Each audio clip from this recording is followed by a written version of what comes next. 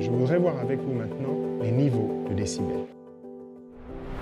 Quelles sont les normes à respecter? 120 décibels correspond au seuil de la douleur. L'oreille commence à expérimenter des douleurs, l'oreille humaine bien sûr, parce que le son est trop fort. Et puis, nous avons 130, 135 décibels, 140 décibels. 130 décibels correspond au bruit d'un réacteur d'avion qui est à côté de vous.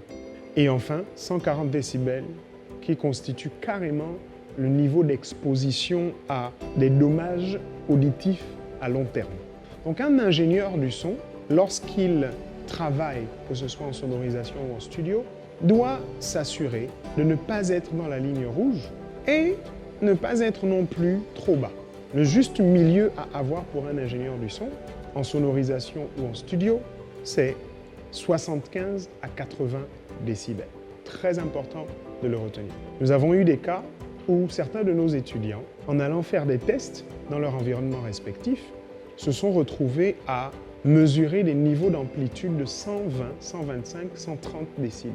Alors, bien sûr, dans des pays développés, ceux qui pratiquent des niveaux de son comme cela s'exposent à des poursuites judiciaires. Un ingénieur du son doit veiller à ce que l'amplitude du lieu qu'il sonorise ou du projet sur lequel il travaille tourne autour de 75 à 85 décibels. Vous vous posez la question de savoir comment mesure-t-on les niveaux de décibels? Parce que c'est bien d'avoir l'échelle. Eh bien, pour ça, nous utilisons tout simplement